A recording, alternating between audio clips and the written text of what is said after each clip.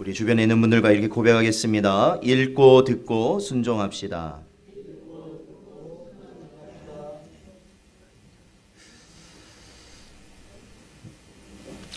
사랑하는 성도 여러분, 오늘은 저희가 추수감사주일로 예배합니다. 그리고 함께 성찬식을 거행하도록 하겠습니다. 오늘 잠시나마 이 추수감사절의 의미를 다시 한번 저희들이 되새기고 또한 성찬의 의미도 살펴봄으로써 오늘 드려질 이 예배와 예식 가운데 우리의 심령이 하나님 앞에 바로 세워지는 은혜가 있으시기를 축원드립니다. 자, 우리 로마서 8장 35절 말씀을 같이 한번 읽어보겠습니다. 로마서 8장 35절 같이 읽어보죠. 시작. 누가 우리를 그리스도의 사랑에서 끊으리요? 환난이나 공고나 박해나 기근이나 적신이나 위험이나 칼이랴. 아멘. 사랑하는 성도 여러분, 오늘도 이 시간에 추수감사주일 예배로 저희들이 하나님 앞에 나가는 이 시간, 우리가 갖는 이 모든 감사는 바로 이 세상 그 어떠한 것도 끊을 수 없는 그리스도의 사랑을 우리가 느낄 때에 참된 감사가 이루어지는 줄로 믿습니다. 사랑하는 성도 여러분, 우리가 무엇을 감사하며 살아가야 될까요? 무엇을 감사하며 살아가야 될까요? 그렇죠. 우리가 몇 주 전에 나누었던 그 말씀처럼 범사에 감사할 수 있어야 된다라는 겁니다. 믿으십니까? 범사에, 모든 일에 감사할 수 있어야 된다. 그 모든 일이 감사가 될 수 있는 이유는 기쁨의 이유가 되시는 예수 그리스도의 십자가가 우리에게 주어졌음을, 우리가 그 은혜로 말미암아 죄인에서 이제는 영생을 얻은 하나님의 자녀가 되었음을 우리가 믿을 때에, 그리고 그 믿음을 언제나 지키고자, 그 믿음대로 살고자 항상 깨어 기도하는 그 모습 가운데 결국 우리는 이 세상이 어떠한 시도를 할지라도 사라지지 않는 감사의 심령을 가지고 살아갈 수 있다라는 것이죠. 여러분, 이 땅의 것들을 우리의 것으로 여기지 마십시오. 이 땅의 것들을 우리가 가져야 될 궁극적인 목표로 여기지 마십시오. 이 땅의 것은 다 지나간다라는 겁니다. 여러분, 추수라는 의미를 들어보면 여러분 어떠한 생각을 하세요? 추수. 그러면 어떠한 의미가 있을까요? 추수에는. 자, 딱 추수란 말을 들으면 여러분 어떠한 느낌이 드십니까? 추수. 가을하면 또 보통은 풍족하다. 왜냐하면 그러한 추수철에 뭐가 많이 나오는 거예요? 결실을 맺게 되지 않습니까? 1년의 농사가 다 결실을 맺어서 맺다 보면은 그런 것들로 인해서 우리의 가정의 먹을거리가 풍부해지고, 그런 것들을 내다 팔았을 때 또한 우리의 가정의 경제적인 형편이 나아지는 시기가 바로 추수 때예요. 저도 사실 어린 시절 시골에 살면요, 이 도시와 시골은 완전히 다르죠. 어떻게 사느냐? 1년 내내 거의 힘들게 살아요. 그러다가 언제 반짝하고 일어나냐면 가을 되면 좀 반짝하고 일어나는 거죠. 가을 되면. 그렇죠? 벼도 베고, 그러니까 이렇게 먹이들이 풍족하니까 빚진 것도 갚고 우리가 먹고 싶은 것도 먹고. 근데 이제 도시에서 살 때는 그런 것이 오히려 이상하죠. 왜냐하면 매 월마다 저희가 직장 생활을 하니까 아마 그때 그러한 모습은 지금은 남진 않지만, 여러분 추수다 하면은 보통은 세상도 마찬가지지만 풍족한 느낌을 받습니다. 풍요롭다. 그렇죠. 풍요롭다.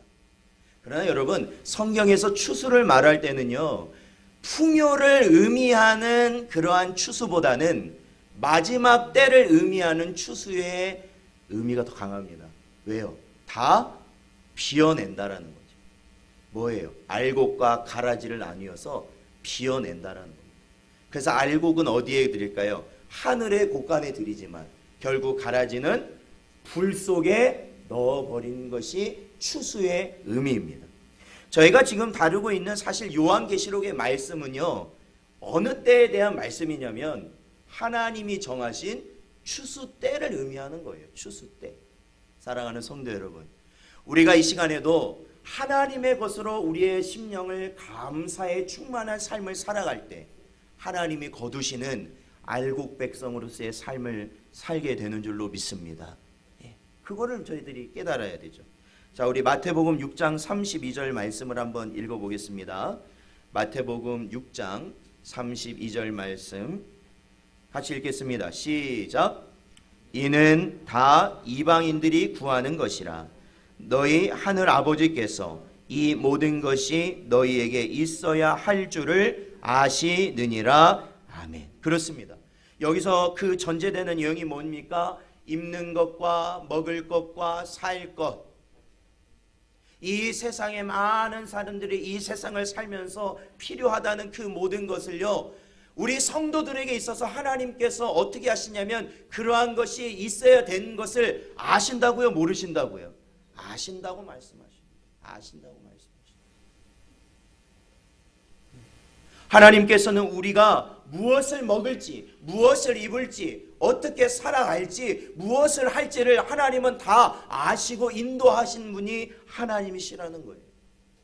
그래서 어떠한 상황에서도 우리는 하나님 앞에 감사하는 삶을 살아가야 된다. 감사라는 것 결국 우리의 모든 형편 가운데서 만족하는 삶 아니겠습니까? 만족하는 삶. 하나님이 지금 이 순간에 우리에게 주어진 것에 만족하고, 또한 우리 가정에, 우리 모든 가정에게 주신 그 모든 은혜에 만족하고, 내게 주신 것에 만족하고, 내가 일하는 것에 만족하고, 내가 공부할 수 있는 것에 만족하고, 이 모든 것이 하나님이 내게 주심을 만족할 수 있는 것, 그것이 감사로 인하여 우리에게 나타나게 되는 은혜인 것이죠.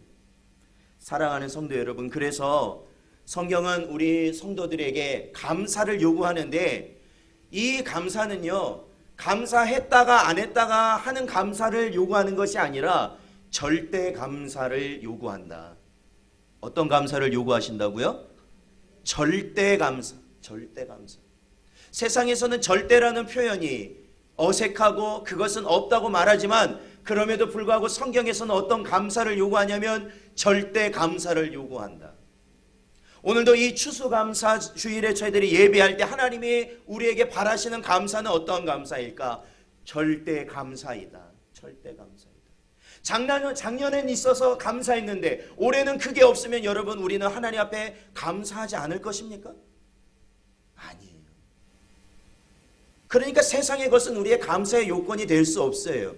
그러니까 무엇을 감사하느냐? 절대 감사를 하나님은 우리에게 요구하시는 겁니다.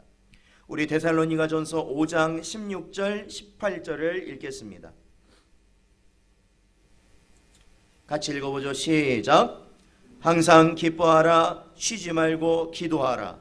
범사에 감사하라. 이것이 그리스도 예수 안에서 너희를 향하신 하나님의 뜻이니라. 아멘. 그렇습니다. 항상 기뻐하시는 여러분 되시기를 축원드립니다. 목사로서 여러분이 항상 기뻐하는 것을 축원드릴 때, 여러분이 항상 잘됨으로 인해서 기뻐하는 것을 여러분 바라는 것이 아닙니다. 이 세상에서 잘 될 수가 없습니다. 왜요? 다 살다 보면 오르막도 있고 또 어떤 일도 있어요. 내려가는 일이 반드시 있는 겁니다. 마치 파종의 시기가 있으면 반드시 어떤 시기가 있는 겁니까? 거두는 시기가 있는 겁니다. 거두는 시기가 있는 거예요. 그렇잖아요. 그렇다면 항상 기뻐할 수 있는 것은 무엇으로 기뻐하느냐? 사랑하는 성도 여러분, 여러분의 심령 가운데 다른 것 다 지우시고 오직 예수로 말미암는 기쁨이 넘치시기를 축원드립니다. 오직 예수. 내게 있는 것이 사라져도 오직 예수, 내게 없던 것이 생겨도 오직 예수 하면서 우리가 기뻐할 수 있는 것이 하나님께서 우리에게 요구하시는 감사의 모습입니다. 그리고 또한 여러분, 쉬지 말고 기도하시기를 축원드립니다. 기도하셔야죠. 그 십자가를 바라볼 때 우리가 감사할 수 있다면, 이 세상의 모든 것들이 자꾸 우리를 변화시키고 내 마음을 격동하게 하고 내 삶을 피폐하게 만들고 내가 이 세상 사람과 다를 바 없는 그러한 사람으로 자꾸 나를 만들어갈 때 우리는 뭘 해야 됩니까? 기도해야 된다라는 거예요. 기도해야 됩니다.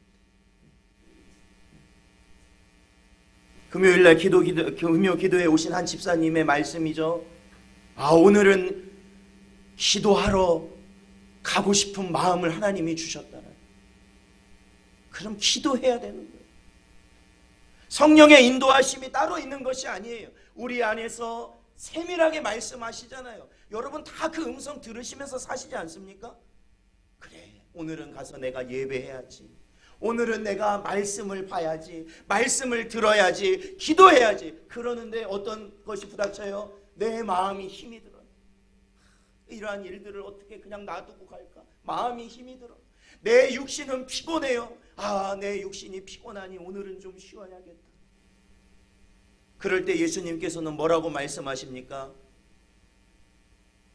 시험에 들지 않기 위하여 깨어 기도하라 말씀하십니다.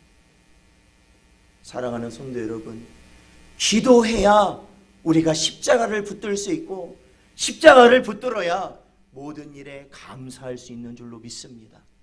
그래서 데살로니가전서 5장 18절 범사에 감사라, 이것이 그리스도 예수 안에서 너희를 향하신 하나님의 뜻이니라 말씀하고 있는 것이죠. 그러한 의미에서 사실 저는 어린 시절부터 이 추수감사 예배를 드리고 교회에서 성찬식을 거행하는 것을 교회 전통으로 항상 이렇게 치러왔습니다. 그런데 이제 제가 목회 일선에서 이 추수감사 예배와 왜 이 성찬식이 함께 치러질까라는 것을 생각해 볼 때, 보통 보면 추수감사절 되면은 교회에 과일이라든지 그때 그러한 농작물이라든지 그런 것들을 많이 장식하고 있지 않습니까? 그런데 여러분, 사실은 그것은 그 의미를 표현하는 것입니다. 이 추수감사절의 영적 의미를 표현하는 것입니다. 그냥 단순히 보기 좋으라고 장식하는 게 아니에요. 영적인 의미를 표현하는 거예요. 어떤 의미예요? 바로 우리가 하나님께 바쳐질 하나님이 원하시는 열매들이라는 겁니다. 열매들이. 하나님께서 뿌리시고 하나님께서 자라게 하셔서 이제는 하나님의 백성으로서 하나님이 원하시는 열매들로서 이 시간에 하나님 앞에 바쳐지는 것이 바로 이 추수감사 예배라는 것이죠. 사랑하는 성도 여러분, 저와 여러분은 누구의 것입니까? 주님의 것이에요. 주님의 것. 내 것이 아닙니다. 내 것이 아닙니다. 주님의 것입니다. 주님의 것. 주님. 우리의 삶을 주님의 손에 붙들리고 우리가 온전히 나아갈 때 우리는 이 세상의 삶을 넉넉히 이겨나갈 수 있는 것입니다. 우리 고린도전서 3장 7절의 말씀을 읽어보도록 하겠습니다. 자, 읽어보죠. 시작. 그런즉 심는 이나 물 주는 이는 아무것도 아니로되 오직 자라게 하시는 이는 하나님 뿐이니라. 아멘. 그렇습니다. 사랑하는 성도 여러분, 저는 여러분에게 열심을 내어서 여러분의 모든 맡은 바 일을 하시라고 권면드립니다. 그렇게 하는 것이 또한 성도의 본분입니다. 그럼에도 불구하고 그 모든 것을 이뤄나가실 분은 하나님이시라는 걸 여러분 잊지 마시라는 겁니다. 세상의 노력과 열심은요, 그것이 되었을 때는 나에게 어떤 기쁨을 주는 것 같지만 그것이 안 될 때는 우리에게 낙심을 주고 우리가 실패자로 여겨지게 하는 그러한 마음을 주기가 일상입니다. 그러나 여러분, 하나님은 그러한 것을 원하지 않으신다. 하나님, 열심히 하십시오. 내게 주어진 길에 열심히 나아가십시오. 정말로 힘있게 하십시오. 그러나 하나님께서 그 길을 돌리시면, 하나님께서 다른 길로 우리를 인도하실 땐 그것을 과감히 내려놓고 오직 하나님이 주신 은혜의 길을 쫓아가시길 바랍니다. 그러면 되는 겁니다. 다른 길이 있는 게 아니에요. 저 사람이 그렇게 했다고 해서 내가 꼭 저 사람처럼 해야 된다? 아닙니다. 하나님은 우리 모두에게, 우리 한 사람 한 사람에게 저마다의 계획을 가지고 계십니다. 그 계획을 통해서 결국 우리의 구원을 이루실 분이 하나님이시다. 사랑하는 성도 여러분, 오늘도 저희들이 절대 감사할 수 있는 마음으로 이 시간도 우리의 심령이 잘 준비되어서 언제나 하나님이 원하시는 열매들로 받쳐지며 나아가는 저와 여러분 되시기를 주님의 이름으로 축원드립니다.